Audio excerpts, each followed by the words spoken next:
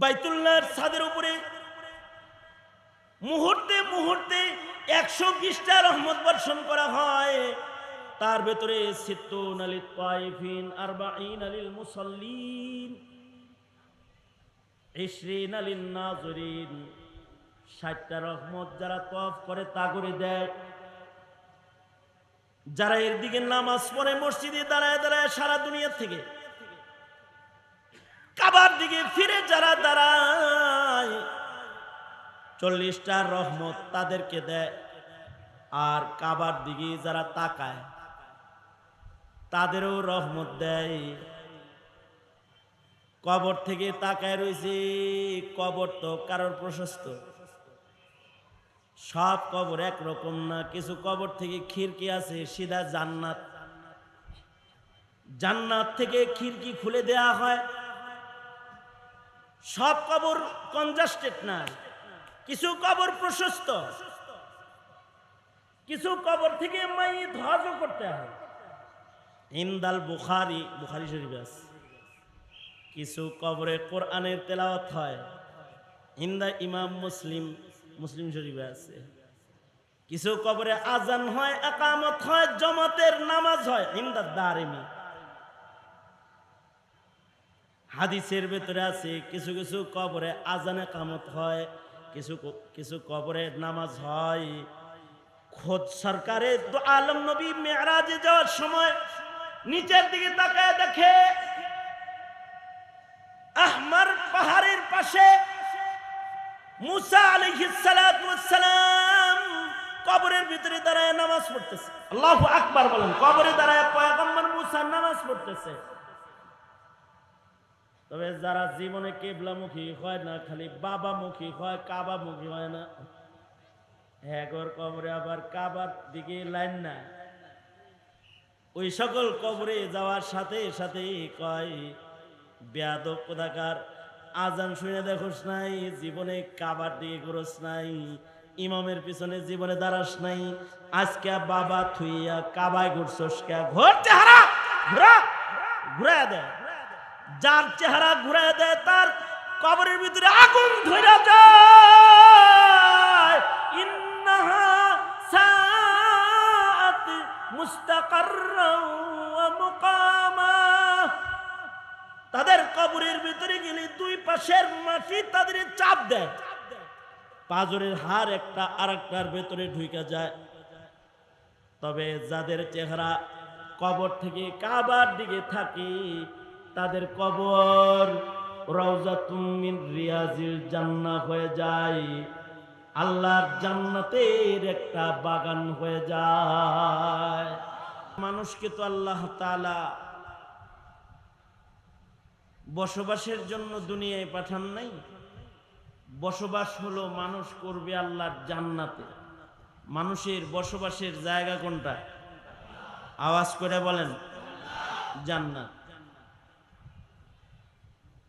দুনিয়াতে মানুষ আসছে মুসাফির হিসেবে ইবাদত করার জন্য। দুনিয়া বসবাসের নয়, দুনিয়া ইবাদতের। আল্লাহর রাসূল বলেন, ক্বালা রাসূলুল্লাহ সাল্লাল্লাহু আলাইহি ওয়াসাল্লাম, আদ-দুনিয়া মাজরাআতুল আখিরাহ। আল্লাহর রাসূল বলেন, দুনিয়াটা হলো আখিরাতের ফসল করার ক্ষেত, খেতি করার জায়গা, যেখানে মানুষ আখিরাত কামাই করবে। আর আয়েশ, আরাম, বসবাস, এটার জায়গা মুমিনের জন্য জান্নাত। মুমিন অনন্ত অসীম কাল জান্নাতে বসবাস করবে।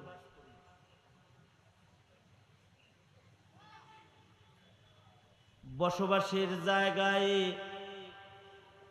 ইবাদতের ঘর নাই, ইবাদতের দরকার নাই, কিন্তু ইবাদতের জায়গায় ইবাদতের ঘর দরকার আছে। আবেদের জন্য ইবাদতের জায়গা লাগে, ফিরিস্তাদের জন্য ইবাদতের জায়গা আছে। দুনিয়াতে যেমন মসজিদ আছে, আকাশেও মসজিদ আছে। 7 আসমানের উপরে একটা মসজিদ আছে, যায় সুজুদ ইবাদতগাহ। এটা ফেরেশতাদের ইবাদতের জায়গা। মসজিদ আল বাইতুল মামুর, আল্লাহর রাসূল মিরাজ থেকে এসে বলে ফেরেশতাদের মসজিদ আছে বাইতুল মামুর, আকাশের উপরে, আসমানের উপরে। ওখানে ফেরেশতারা নামাজ পড়ে, ফেরেশতারা ইবাদত করে। তবে আল্লাহর রাসূল আশ্চর্য খবর দিচ্ছেন, টোটাল আসমানে মসজিদ হলো একটা। কয়টা? বেবলার মতো চাইলেনকে কোন কথা, কোন কিছু শোনেন? হ্যাঁ, জমিনে মসজিদের অভাব নাই, কিন্তু পুরা আসমানে মসজিদ কয়টা? মসজিদের নাম বাইতুল মামুর। আল্লাহর রাসূল বলেন, এই মসজিদে যেই ফেরেশতা একবার প্রবেশ করে ইবাদত করে বের হয়ে চলে যায়, এই গ্রুপটা সেকেন্ড টাইম, দ্বিতীয়বার আর ওই মসজিদে ঢোকার মতো চান্স কিয়ামতের আগে আর পাবে না।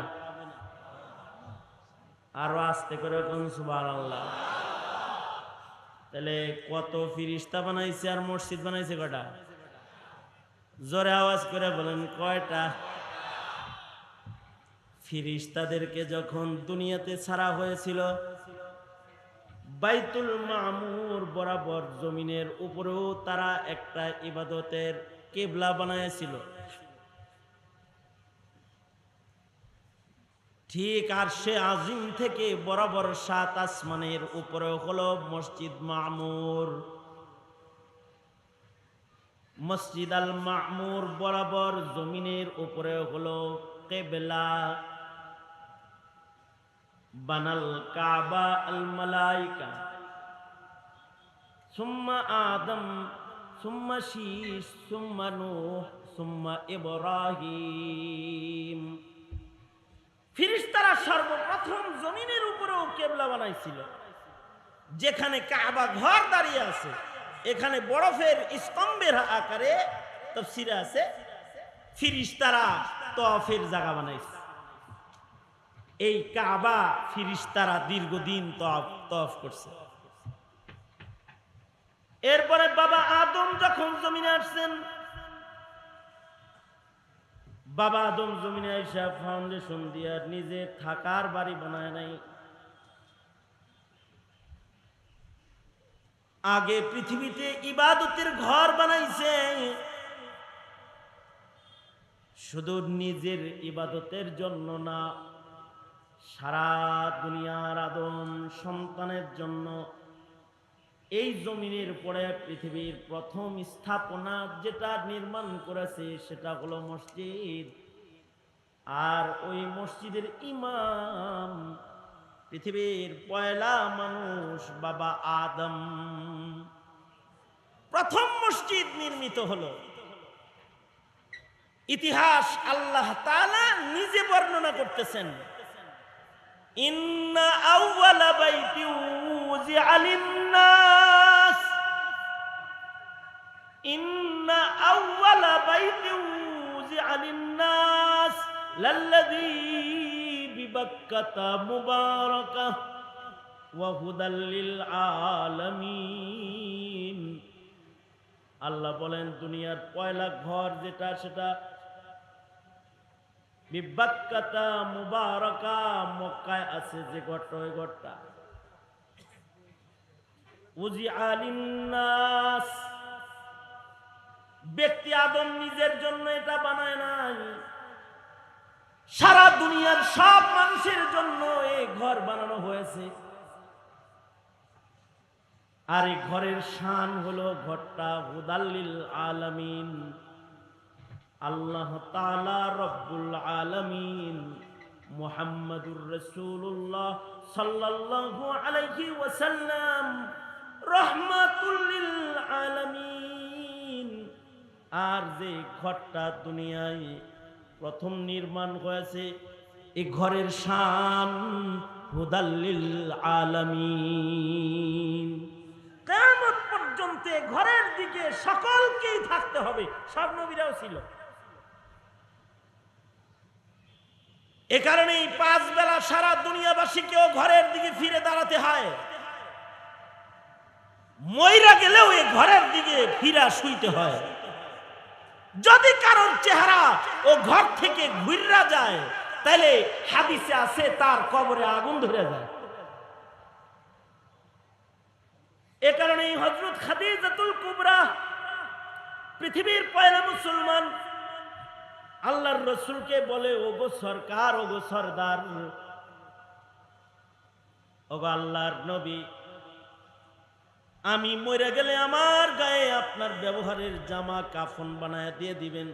কাফনের কাপড় প্রমাণ করবে আমি আপনার দলের। জার্সি দেখলে দল বোঝা যায়, কয় ব্রাজিল, আর্জেন্টিনা। ব্যাজ দেখলে পরে বোঝা যায়, কয় নৌকা, ধানের শীষ, লাঙ্গল।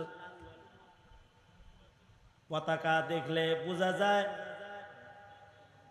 এটা ইসরায়েল আর এটা ফিলিস্তিন। গায়ের জামা দেখলে বোঝা যায় এটা মুসলিম, এটা খ্রিস্টান, এটা বৌদ্ধ। খাদিজা বলে, সরকার গো, আপনার গায়ের জামা একটা আমার কাফন দিবেন। আমার গায়ের জার্সি জামা দেখলে বোঝা যাবে আমি আপনার দলের। আর দ্বিতীয় নাম্বার দাবি হলো, সরকার আপনি নিজের হাতে আমাকে কিবলার দিকে করে শুয়াইবেন। আমার মন বলে, রহমাতুল লিল আলামিন নবী তার বরকতি হাতের দ্বারা আমি খাদিজারে কিবলার দিকে ফিরায়া শুয়ায় দিলে আমার লাশ আর কিবলা থেকে আর ঘুরবে না। আল্লাহু আকবার কাবীরা। যদি কারোর কিবলা থেকে লাশ ঘুরে যায় তো তার কবরে আগুন ধরে যায়। ওলামারা বলেন, কাবায় প্রতি মুহূর্তে বর্ষিত রহমত, এটা যেমন কাবার ছাদ থেকে পৃথিবীর সব মসজিদে মসজিদেও যায়, তেমন কাবার দিকে ঘুরে তাকায় থাকা মাইয়িতের কবরের ভিতরেও যায়, রহমত যায়। বাইতুল্লাহর ছাদের উপরে মুহূর্তে মুহূর্তে 120টা রহমত বর্ষণ করা হয়। তার ভেতরে 60 লিত তাইফিন, 40 লিল মুসাল্লিন, 20 লিন নাযিরিন। 60টা রহমত যারা তওয়াফ করে তা করে দেয়। যারা এর দিকে নামাজ পড়ে মসজিদে দাঁড়ায় দাঁড়ায় সারা দুনিয়া থেকে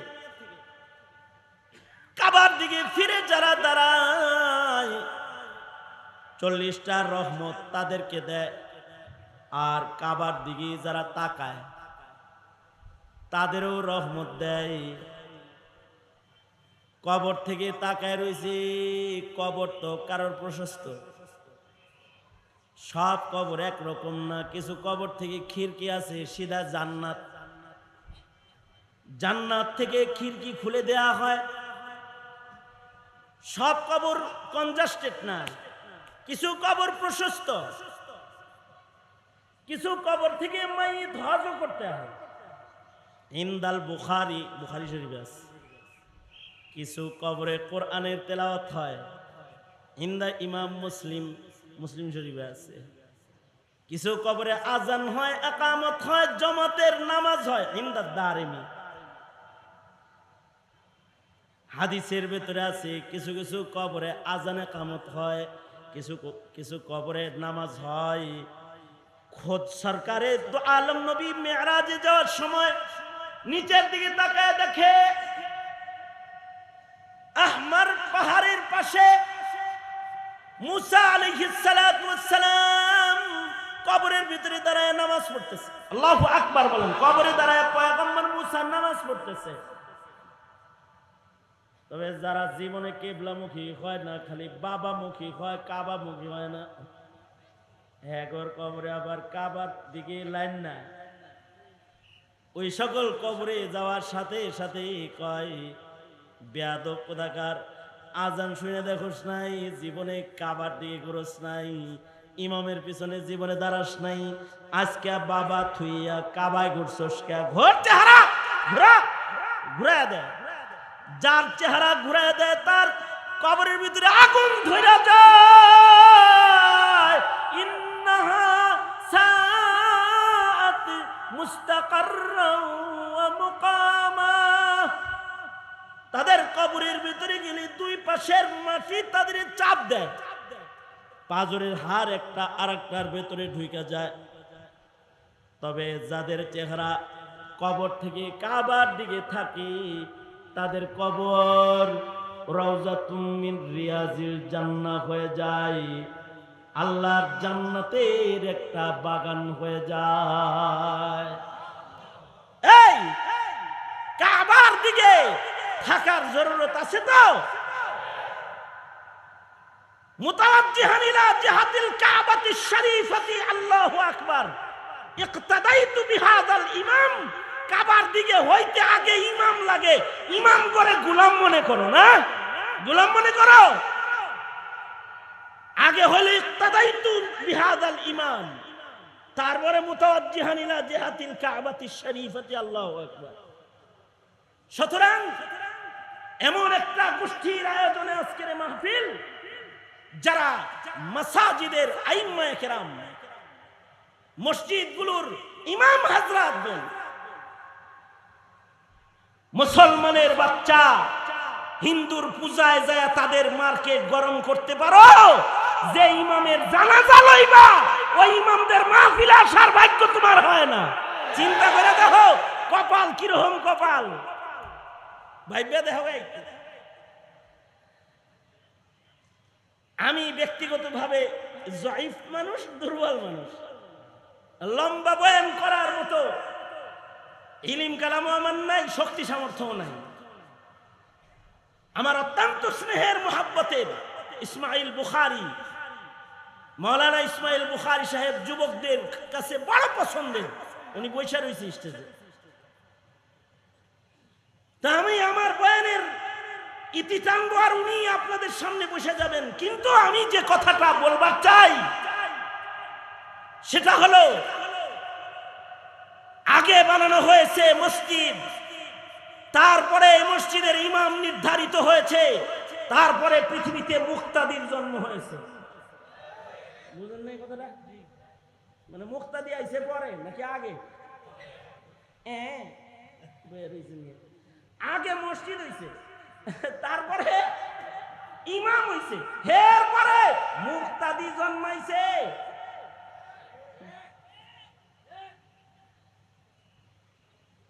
পৃথিবীর পয়লা ঘর মক্কাতুল মুকাররমায় বাবা আদম ইমাম, এরপরে মসজিদ আবার দ্বিতীয়বার নির্মাণ হলো। শীশ আলাইহিস সালাম ইমাম,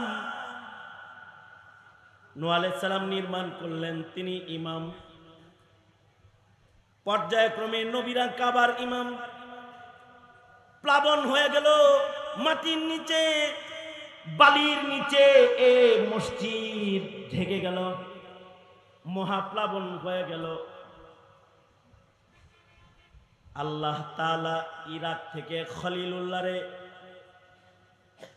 ফের মসজিদ বানানোর জন্য হিজরত করায়া মক্কায় আনলো। জন্মাইলো ইরাকে, বাগদাদ থেকে 55 মাইল দূরে বাবিল শহরে আজরের ঘরে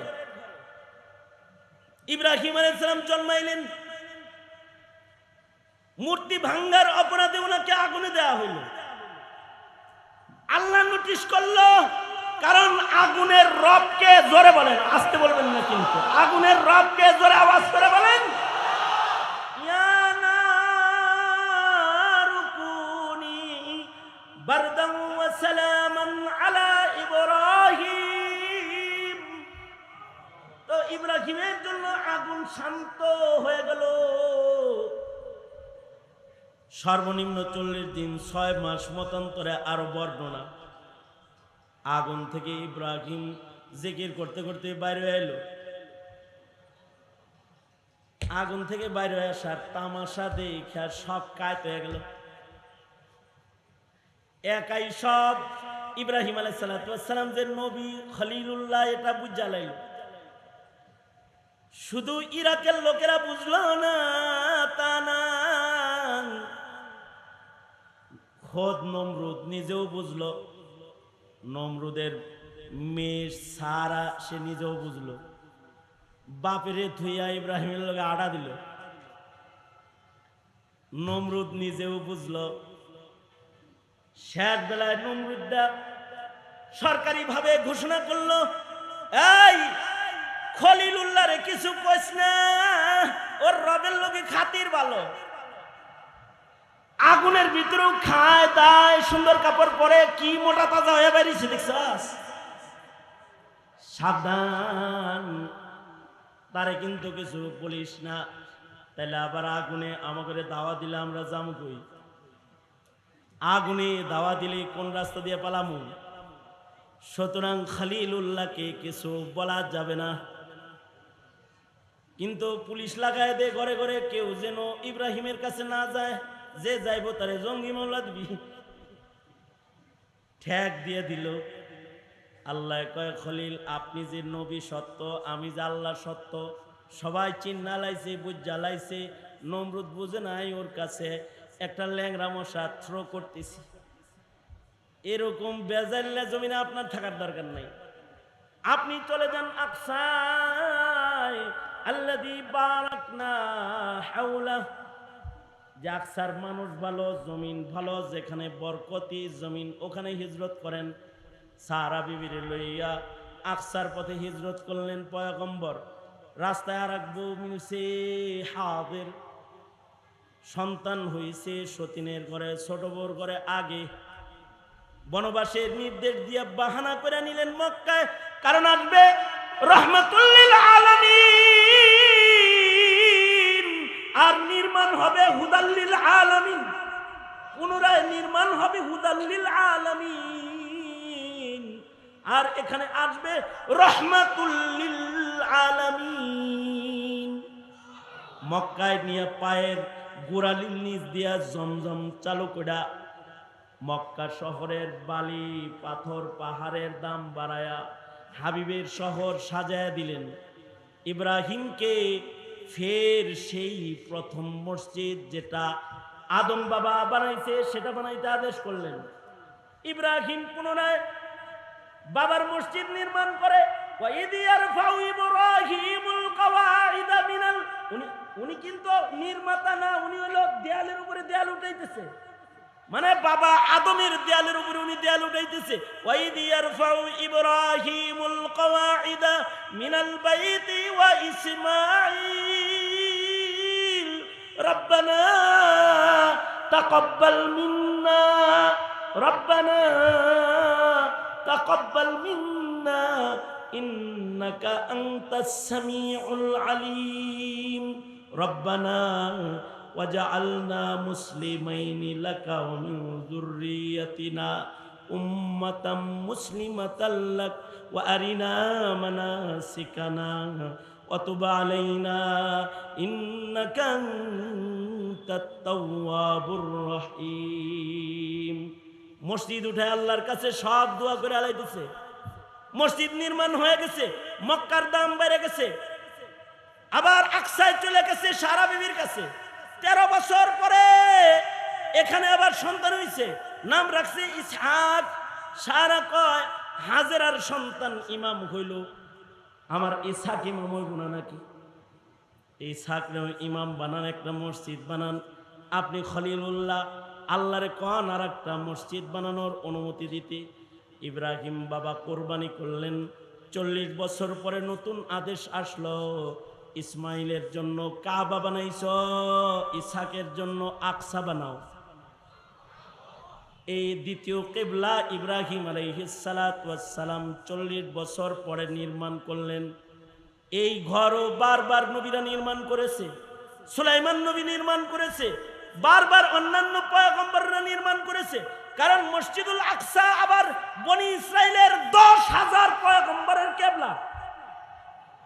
সুবহানাল্লাহ, কালকে বলি বললেন, আগামীকালকে সুবহানাল্লাহ বললেন। বনি ইসরাইলের 10,000 উম্মত না, 10,000 পয়গম্বরের কিবলা, যাদের কবর মসজিদুল আকসার আশেপাশে আছে। কারিয়াতুল খালিলে 70,000 পয়গম্বরের কবর আছে। আল্লাযী বারাকনা হাওলাহু, এই সব দেখানোর জন্য সুবহানাল্লাযী আসরা বিআবদিহি লাইলাম মিনাল মাসজিদিল হারামি ইলাল মাসজিদিল আকসা। এবং আল্লাহর রাসূল মিরাজের রাত্রিতে আকসায় যায় দেখে সব নবী কাতার হয়ে বসে রয়েছে। আল্লাহু আকবার, কাতার হয়ে সব বসে রয়েছে। মসজিদুল আকসায় যেই বিমান ফ্লাইট ঘুরে যায় হেঁটে রেখে জানি কয় ডাইরেক্ট ফ্লাইট না, আরেকটা ফ্লাইট ট্রানজিট। আল্লাহর রাসূলকে সফর করানো হলো ডাইরেক্ট না, মক্কা থেকে ডাইরেক্ট হলো আরব, কিন্তু ট্রানজিটে নিয়ে গেল আকসায়। আকসায় নিয়ে ভিআইপি লাউঞ্জে জান্নাতের মেহমানদারি হাজির। 3টা গ্লাস আসছে, এক গ্লাসে দুধ, আর এক গ্লাসে পানি, আর এক গ্লাসে শরবত। আল্লাহর রাসূল সাল্লাল্লাহু আলাইহি ওয়াসাল্লাম হযরত জিবরাইলকে বলে কোনটা খামো? দুধ খান। নবীর নবুয়তের সাথে, ইলমের সাথে, ঈমানের সাথে, সাদাকাতের সাথে, আখলাকের সাথে দুধের মিল, এটা খান, এটা পান করেন। নবীজি দুধ খেয়ে দেখে সব নামাজের লেগে দাঁড়াইছে। কে ইমামতি করবে? জিবরাইল বলে আপনি ইমামতি করেন। আল্লাহর রাসূল ইমাম, আকসায় তিনি নবীদের ইমাম। এবার মদিনায় আসছে, এবার আল্লাহ কয় বন্ধু জান্নাতি মাটি আছে একটা, এটা আপনার লেগে রেখে দিছি, মদিনাও বরকত কম না। আল্লাহু আকবার, জোরে আওয়াজ করে বলেন। এখানে রাউযাতুম মিন রিয়াজিল জান্নাহ আছে। মা বাইনা বাইতি ওয়া মিনবারি রাউযাতুম মিন রিয়াজিল জান্নাহ। আকসা যেমন বরকতি, মক্কা যেমন বরকতি, মদিনাও বরকতি। আপনি এনে মসজিদ বানান। আল্লাহর রাসূল সেখানে মসজিদ বানালেন। আল্লাহর রাসূল বলেন 3টা মসজিদ সারা দুনিয়াতে সবচেয়ে দামি। মক্কা 1,00,000 রাকাতের সওয়াব, আকসা 500 রাকাতের সওয়াব, মসজিদুন নবী 1000 রাকাতের সওয়াব, ফি রিওয়ায়া আকসা 50,000-এর সওয়াব, মসজিদে নববী 1 রাকাতে 50,000 রাকাতের সওয়াব। আল্লাহ তাআলা বরকতি মসজিদ এগুলোকে বানাইছেন। আর ইব্রাহিম বাবা কাবা বানায় যে মাটি ছুঁড়ে মারছেন, মাটির দানা যেখানে যেখানে পড়ছে ওখানে ওখানে মসজিদ। আর ওইখানে মুহাম্মাদুর রাসূলুল্লাহর নায়েব যারা, তারা মসজিদের ইমাম। মক্কায় যেমন ইসমাইল ইমাম, মদিনায় যেমন হাবিবুল্লাহ ইমাম। মক্কায় হলো জাবিহুল্লাহ ইমাম, আর আকসায় হলো রূহুল্লাহ ইমাম। ইসহাক আলাইহিস সালাম ইমাম। বনি ইসরাইলের সব নবীরা ইমাম। জাকারিয়া নবী ইমাম। সারা দুনিয়ার মসজিদে মসজিদে যত আলেম আছে এরা ওয়ারাসাতুল আম্বিয়া, এরা ইমাম। ফাইজলামি করলে এগুল লগে খোদার গজব করে ধরবে। আব্বুল বিলাদি ইলাল্লাহি মাসাজিদুহা, আল্লাহর কাছে হোয়াইট হাউসের দাম না, আল্লাহর কাছে মসজিদেরই দাম। ঠিক আস্তে করে বলিস কেন? জোরে আওয়াজ করে বলো। সুতরাং মিল্লাতের মসজিদ ও আইম্মায়ে মাসাজিদকে সম্মান করে চলাফেরা করো, তাকদীর ভালো হবে। তাছাড়া ইমামদের সাথে যারা বেয়াদবি করেছে নবীদের সাথে, তাদের তাকদীরে আগুন লেগেছে, আগুন লেগেছে, আগুন লেগেছে। এ কারণে বলছি মিল্লাতের উলামায়ে কেরাম, আইম্মায়ে মাদারিস, আইম্মায়ে মাসাজিদ জেলখানা আটকে রেখো না, ছেড়ে দাও, তালা খুলে দাও। আল্লাহ সহি বুঝদান করুক। আইম্মায়ে কেরাম ও মাসাজিদের সম্মান রক্ষা করার তৌফিক আল্লাহ তাআলা সবাইকে দান করুন, আমিন বলেন। নারায়ণগঞ্জের মোড়ে মোড়ে আমার মাহফিল, অত লম্বা ওয়াজের দরকার নাই। তবে আজকের মুখতাসার কথায় যে হিদায়াত দিয়েছি, এই হিদায়াত বড়দের নকল করেছি, মান্য, পালনীয়, অনুসরণীয়, স্মরণীয়, স্মরণ রাখার মতো। আল্লাহ তাআলা স্মরণ রাখার তৌফিক দান করেন, আমিন বলেন। আপনাদেরকে কাশিয়ানী সাহেবের কাছে আমানত, ওনারে আপনাদের কাছে আমানত। আমার সংক্ষিপ্ত কথা এখানেই শেষ করছি। ইমাম সমাজের সাথে আগেও ছিলাম, এখনো আছি, এর আগেও এসেছি, আজও এসেছি। হায়াত বাকি, মুলাকাত বাকি। আসসালামু আলাইকুম ওয়া রাহমাতুল্লাহি ওয়া বারাকাতুহু।